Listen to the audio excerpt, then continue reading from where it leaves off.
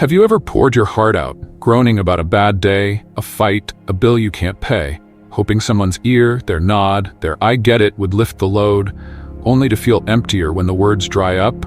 You're spilling, pleading, thinking it'll ease the ache, but instead, their eyes glaze, their fades, and you're still stuck. Not just heavy, but hollow, chasing a fix that never lands, wondering why you're more drained than before. What if telling everyone your troubles isn't the release you crave? It's the rut keeping you down. Here's the wake-up punch. Spouting your woes doesn't solve them. It shackles you, sapping your grit, handing your power to a crowd that's too busy with their own mess to care. You've been sold the myth that venting unloads, that sharing saves, but it's a thief, turning you into a echo of your own gripes, while the real strength, silence, action, owning it, waits untapped. Psychology backs it.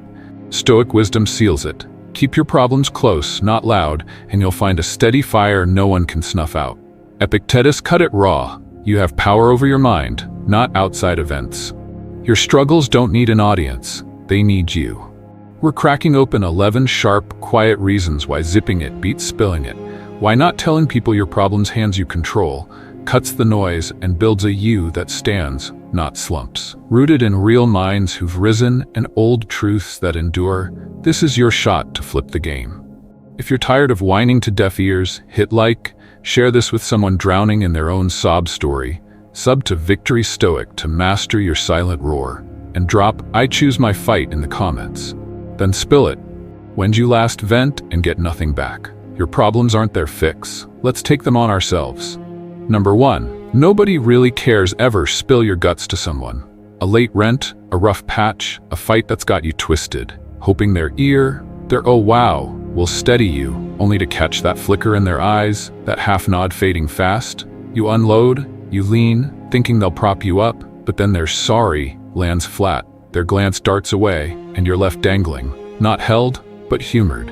Chasing a lifeline, they're too tangled in their own knots to throw. Nobody's got the bandwidth for your baggage. They're lugging their own, and expecting them to be your rock is a weight they won't lift. Take Sarah, 30, a cashier. She'd vent to her coworker every shift. "Rent's killing me," she'd sigh, spilling the math, the stress, the landlord's texts, hoping for a nod, "that sucks," to ease her load. But her mate shrug, "Yeah, bills suck," then pivot.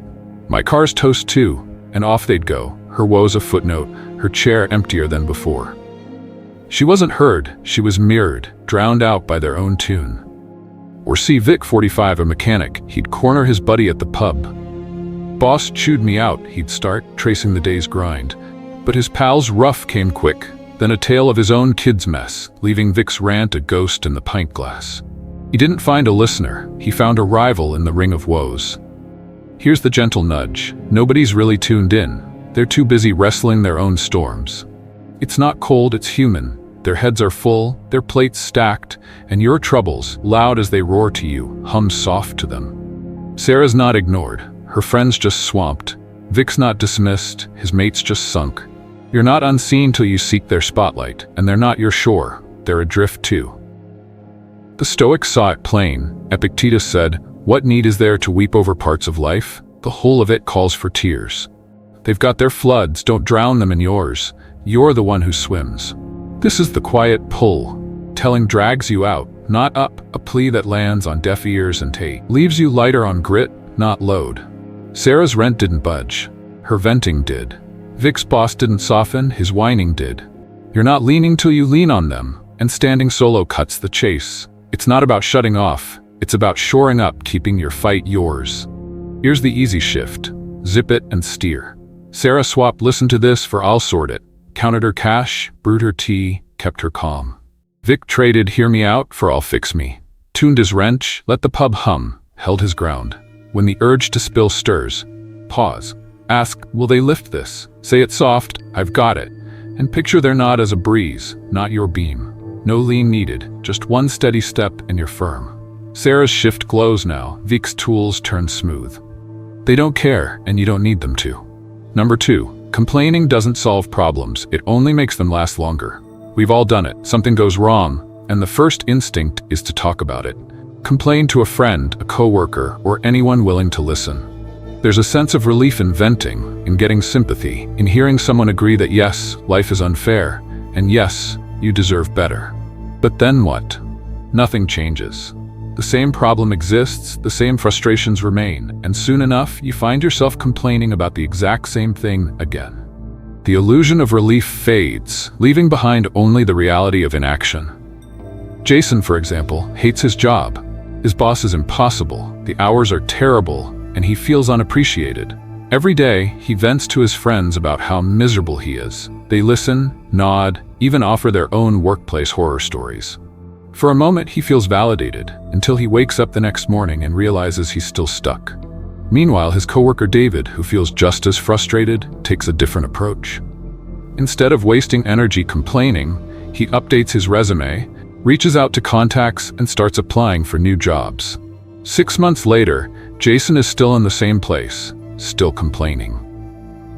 David has moved on to something better. Psychologists have found that venting doesn't help. It actually reinforces negativity. Each time you complain, your brain strengthens the neural pathways associated with frustration, making you more likely to focus on problems instead of solutions. In simple terms, complaining teaches your mind to find more reasons to be unhappy. The more you talk about what's wrong, the more you become trapped in your own dissatisfaction. Instead of shifting your mindset toward action, you train yourself to dwell in the problem. The Stoics understood this long before psychology confirmed it. Epictetus said, "We suffer not from the events in our lives, but from our judgment about them." Problems don't come from what happens to us, but from how we respond. If you spend your time complaining, you reinforce your suffering. If you take action, you reclaim your power. The question is, which do you choose? Every time you catch yourself about to vent, ask, what is one thing I can do right now to improve this situation? What part of this is within my control?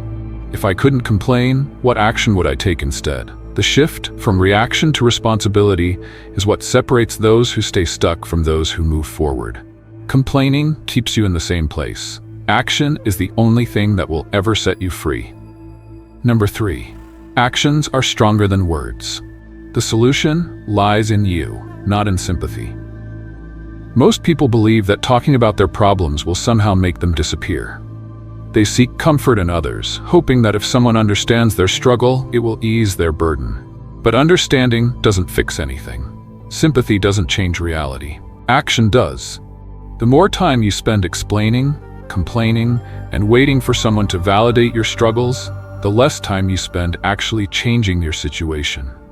Michael had been stuck in the same cycle for years. Every time life became overwhelming, he would call his friends, pour out his frustrations, and find comfort in their words. They would reassure him that he wasn't alone, that things would get better, that they understood how hard it was. But after the call ended, nothing changed. His situation remained the same. His problems didn't disappear just because someone listened to them. At some point, he realized that the only thing that had the power to change his life wasn't another conversation, it was his own actions. The Stoics believed that solutions don't come from external validation, but from personal responsibility. Marcus Aurelius wrote, "Waste no more time arguing what a good man should be. Be one." In other words, stop talking about what should be done and just do it. Instead of seeking reassurance, take control. Instead of expecting others to understand that it doesn't matter. Your life moves forward based on what you do, not on how many people sympathize with you. Psychologists have confirmed that people who focus on solutions rather than emotions are more resilient and mentally strong. When you fixate on your feelings, you reinforce them. But when you shift your focus to what can be done, you break free from the emotional loop of frustration and helplessness. The difference between people who struggle and those who thrive isn't that the latter have fewer problems. It's that they choose action over words. Next time you feel the urge to seek comfort and sympathy, pause. Ask yourself, what can I do about this right now? If talking won't change the situation, why waste time on it? If action is the only path to a solution, why delay? Strength isn't found in being understood, it's found in getting things done. And the sooner you embrace this truth, the sooner you'll realize that you never needed anyone's permission to take control of your life. Number 4. complaining turns you into a victim. How repeating your problems wires your brain for weakness. There's a dangerous trap hidden in constant complaining. It doesn't just keep you stuck, it rewires your brain to believe you are powerless. The more you talk about your struggles without taking action, the more your mind reinforces the identity of a victim. Over time, this doesn't just feel like a temporary frustration, it becomes your default way of thinking. Imagine Rachel, who went through a tough breakup. At first, she talks about it to process her emotions, which is natural. But weeks pass, then months, and she's still telling the same story. How unfair it was, how she was betrayed, how she doesn't understand why it happened. Every time she talks about it, her brain replays the same painful emotions, deepening the pattern of helplessness and self-pity. Instead of healing, she unknowingly strengthens the neural pathways that make her feel like a victim. Neuroscientists have confirmed that the brain is shaped by repeated thoughts and behaviors. A study by Dr. Donald Hebb, a pioneering neuropsychologist, found that neurons that fire together wire together. This means that when you constantly talk about your hardships, you're literally strengthening the neural circuits of negativity, reinforcing patterns of stress, fear, and helplessness. The more you repeat a thought, the more natural it becomes, like carving a path through a forest. Over time, that path becomes a road, and eventually, a highway. This is why the more you tell yourself you're unlucky, the more unlucky you feel. The more you talk about your problems, the more powerless you become. Complaining doesn't just describe reality, it creates it. The Stoics understood this long before modern neuroscience. Epictetus said, "It's not what happens to you, but how you react to it that matters." If you keep telling yourself a story of suffering, you will always suffer. If you shift your focus to action, to solutions, to what is within your control, you begin rewiring your brain for strength, resilience, and self-reliance. So next time you feel the urge to vent about the same problem, pause. Ask yourself, am I reinforcing weakness, or am I creating a new path forward? Instead of repeating the past, redirect your energy toward a solution, because the truth is, you are not a victim, unless you choose to be. Number 5, silence is strength. Keeping things to yourself helps you focus on your own power. In a world where people overshare every detail of their lives, whether in conversations, on social media, or through endless complaints, silence has become a rare and underestimated power. The more you talk about your struggles, your plans, and your emotions, the more you dilute your energy. When you keep things to yourself, you create space to focus, build, and act without distraction, without interference, without seeking external validation. Think about Logan, an aspiring entrepreneur. The moment he had a business idea, he told everyone about it, his friends, his family, even casual acquaintances. At first, people encouraged him, but then came the skepticism. That's risky. Are you sure you're ready? Most businesses fail. The more he explained his vision, the more doubt crept in, not just from others, but within himself. He wasted months trying to justify his dream instead of working on it. Meanwhile, his friend Caleb had a similar idea. But instead of announcing it, he kept quiet. He spent his energy refining his plan, testing ideas, and learning from mistakes. While Logan was still defending his vision, Caleb was already making it a reality. Why silence strengthens you? Psychologists call this the intention-behavior gap. The idea that talking about your plans tricks your brain into feeling like you've already made progress, reducing the motivation to actually follow through. Studies from New York University found that people who announced their goals publicly were less likely to achieve them because their minds had already registered the reward of social validation. In contrast, those who worked in silence stayed more disciplined, focused, and ultimately successful. The Stoics understood this long before psychology did. Zeno of Citium, the founder of Stoicism, said, "Better to trip with the feet than with the tongue." Words have weight. The more you speak, the more you give others the power to influence you, whether through doubt, expectation, or distraction. Keeping silent allows you to stay in control of your thoughts, your emotions, and most importantly, your actions. Next time you're tempted to share your struggles or plans, ask yourself, do I need validation or do I need progress? Because true power doesn't come from being heard. It comes from what you do in the silence. Number 6, silence is confidence. Ever felt that itch to spill, a snag at work, a sting from a friend, thinking if you just get it out, their gotcha will shore you up, prove you're not cracking? You talk, you plead, chasing their nod to steady your feet, but then their shore lands thin, their eyes drift, and you're still wobbling. Not stronger but smaller, leaning on a crutch that won't hold. Silence isn't retreat, it's roots, a quiet stand that says you don't need their echo to know you're enough. A strength that hums when you stop begging to be heard and start standing tall alone. Take Aisha, 33, a baker. She'd knead her woes into every chat. Boss cut my hours. She'd start rolling dough, spilling to her sister, hoping that's rough would lift her chin. But the yeah tough came quick, then a pivot. My day's a mess too. And Aisha's tail sank, her hands slower, her spark dimmer, fishing for a boost that didn't rise. She wasn't shaky, her chatter shook her. Or see Raj, 41, a driver. He'd park and pour to his wife. Traffic's a beast, he'd vent, tracing the jams. But her same here turned to her phone, leaving Raj's words a hum in the cab, his grip looser than the wheel. He didn't need her ear, he needed his own spine.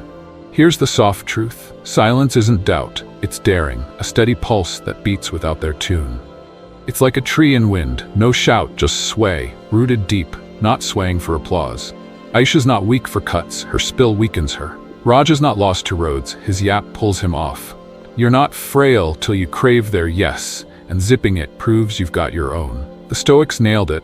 Marcus Aurelius said, "You have power over your mind, not outside events. Realize this and you will find strength." Their get it doesn't ground you, you do, and silence is your stand. This is the gentle glow. Talking seeks their light. Silence shines yours, a confidence that holds when you don't hand it out. Aisha's hours didn't shift, her tongue did. Raj's jams didn't clear, his chatter did. You're not steady till you steady yourself, and quiet keeps you firm. It's not about hiding, it's about holding, trusting your own legs over their lift. Here's the calm step, skip the spill and stand. Aisha traded hear this for I'll bake. Kneaded her loaf, let the cut sit, felt her stride. Raj swapped listen up for I'll roll. Drove his route, let the horns fade, found his hum. When the itch to vent bites, pause. Ask, do I need their take? Say it light, I'm my own, and picture their aha as dust, not your base.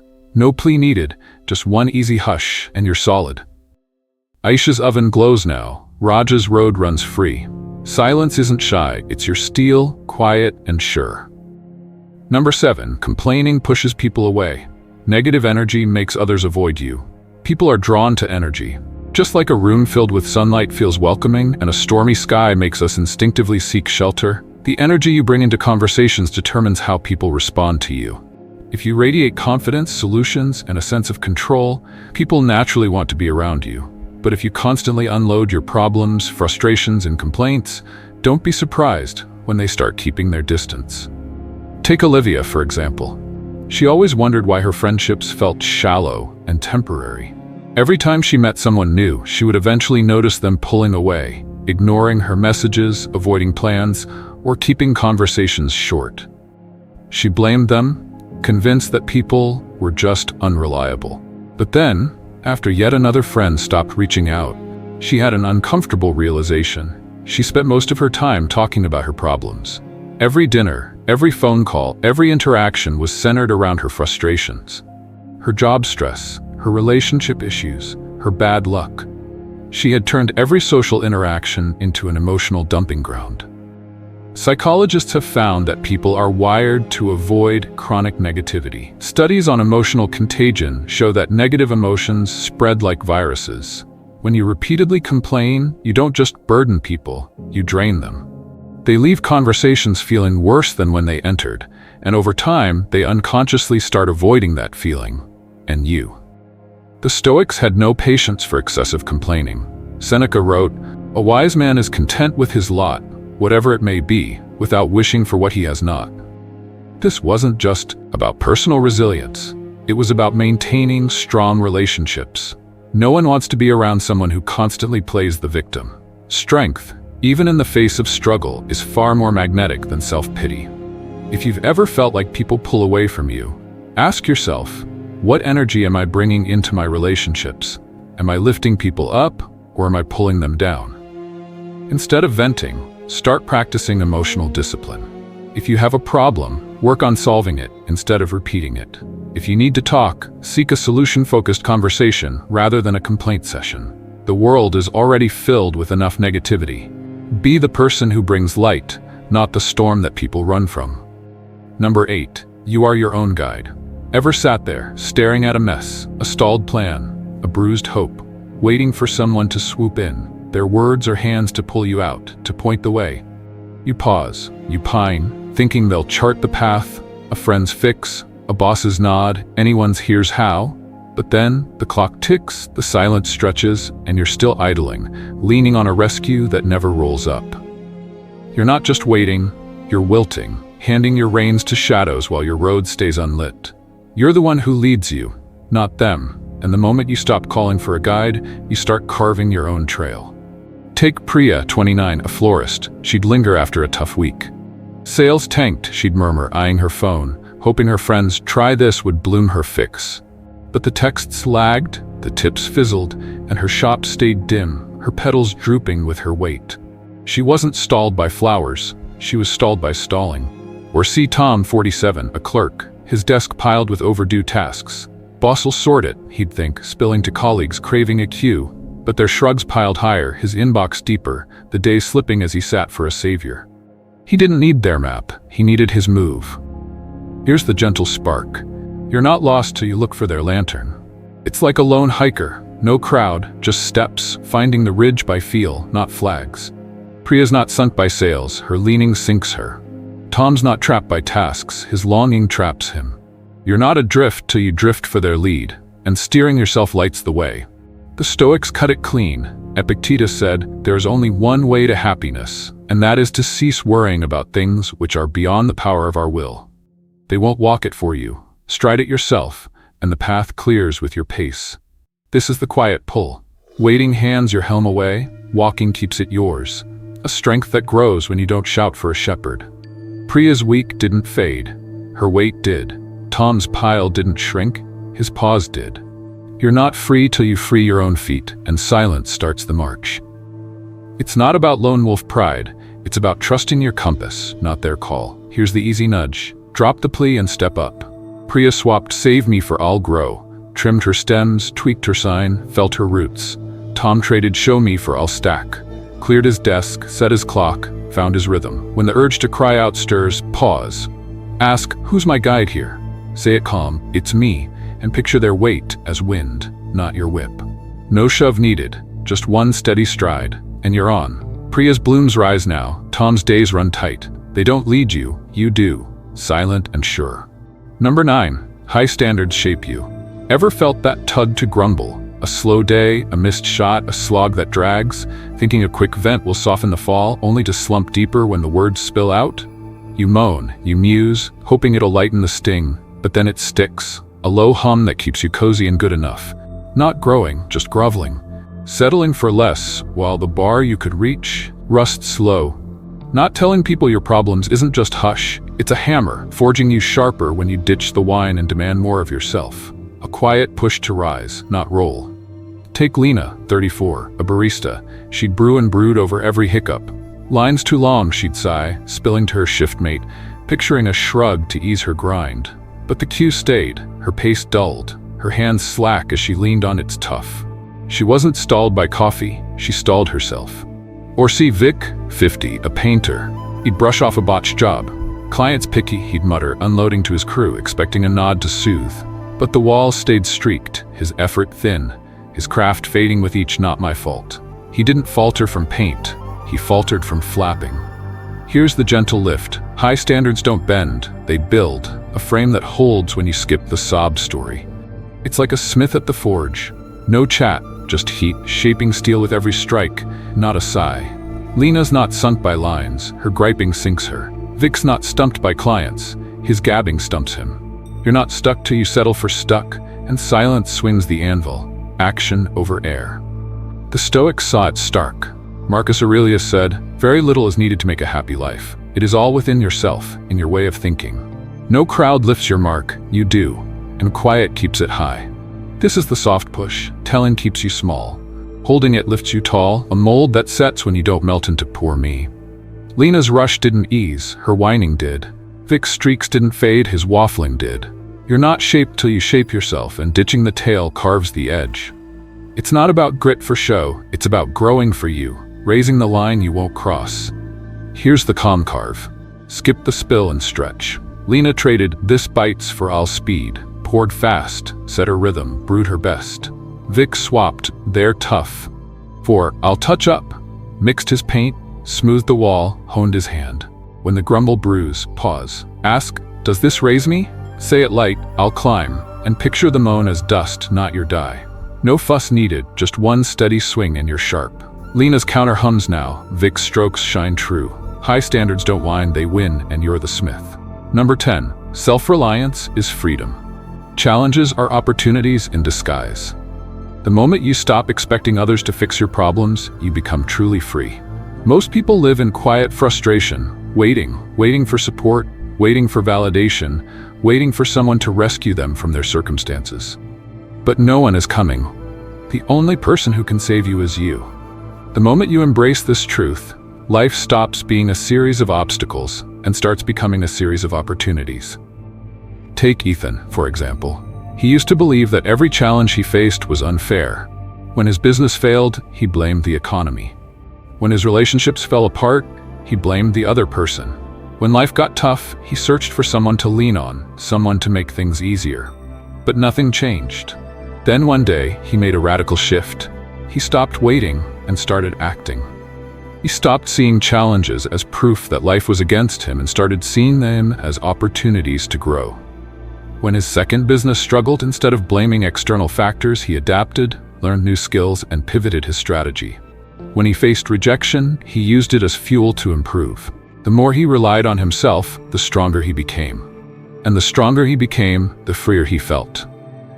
Psychologists call this locus of control.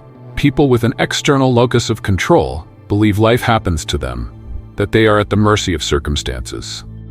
People with an internal locus of control believe that no matter what happens, they always have the power to respond, to adapt, to take control. Studies show that those with an internal locus of control are happier, more resilient, and more successful because they refuse to let challenges define them. The Stoics lived by this principle. Marcus Aurelius wrote, "You have power over your mind, not outside events. Realize this, and you will find strength."